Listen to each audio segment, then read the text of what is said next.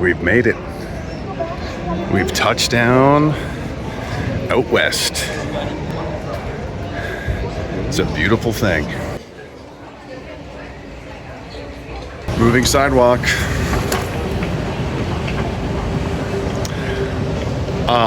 I was a little startled because the second I get off the plane, I actually recognize someone right away. I've seen them online. They are a podcaster, and I'm pretty sure it was this guy, but it's a guy who's, Indian, East Indian, and like he podcasts about like Hindu issues as if they're Canadian issues. But, needless to say, you can't really escape the sort of foreign interference or like just how it's kind of baked into the cake across the country now. First thing I see is a guy who, I'm a Canadian just like you. Also, I'm only going to talk about Hindu interests on my podcast. But anyway, gotta figure out where my bags are. Okay, let's freaking go. You gonna get closer? Absolutely. Hey. You got longer arms? No, it's okay. It's okay. We have a horse at the station. I'm from the center of the universe, Toronto, of course. Toronto. Yeah. How long are you here? 10 days. Oh. And just staying in Calgary, or you're going out? I'm going to be going, oh man, great question. I'm going to be going to Edmonton tomorrow. I'm doing interviews. I'm a filmmaker. How are you? Working on my first documentary. And it's about free speech. So I'm going to be interviewing people who have been very persecuted since the convoy for speaking up against transgenderism in schools. And we don't really live in a free country if you have certain opinions. So I'm going to Edmonton. Is Edmonton safe? Why is that funny? Oh, why did you ask? What makes you think that? Why would you want to go to Edmonton in the first place? Isn't Drumheller not far from here? It's filled with criminals or something? Oh no, they have a pen out there. But Drumheller's where all the dinosaurs are. Big museum. Okay. No, he's referring to the penitentiary. There's a penitentiary out there. Yeah. I don't think dinosaurs are real, actually. I think they're fake. Go out there and look. You'll see. Okay, cool. Go to Drumheller. Right. Well, hey, thanks so much, guys. Appreciate it. Yeah. Enjoy your stay here. Absolutely. Be Thank you. open-minded when you see Alberta. Giddy up, cowboy. We're not all separatists. That's fine. I would say about every television show I see that's produced down east, they predict Albertans as redneck separatists. Yeah. And I would say maybe, what would you think?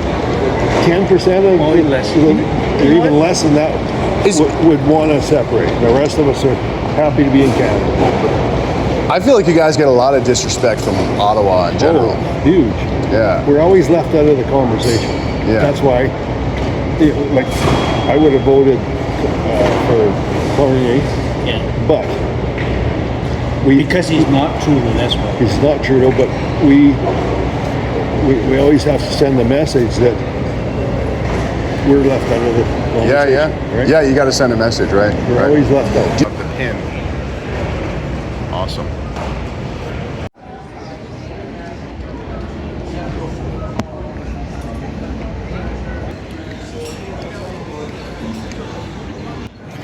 Just waiting for my bag right now, and it's been a while since I've flown, and it's been a very nice feeling to see the high standards and quality and sort of self-respect of the pilots and the crew on a plane.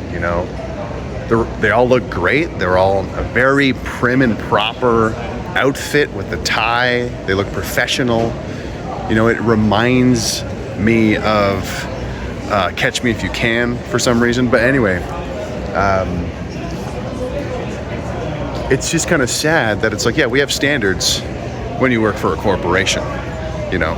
That's where we enforce standards. That's where we have self-respect. Why can't we have that for the nation? Why can't we have, what comes to mind is infamously years ago, Chrystia Freeland went to negotiate like a trade deal in the States, and she had like a graphic t-shirt on. Her thighs are falling out all over the place. little decorum, you know, just kind of coming across like some sort of, I don't know, sorority girl or something. That's almost like a compliment. But where's the self-respect in Canadian institutions? It's only when you work for a corporation does that self-respect come up, when there's some sort of financial incentive. There's never like an honor just for honor's sake of the country we live in. But it still exists. You know, it exists. We just need to translate that to the country, you know?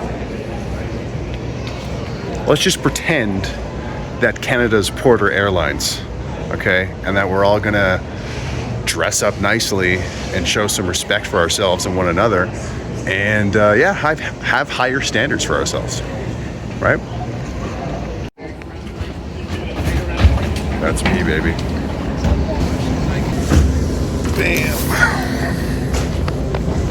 We've arrived. I've got my bags, and I'm about to get some hospitality.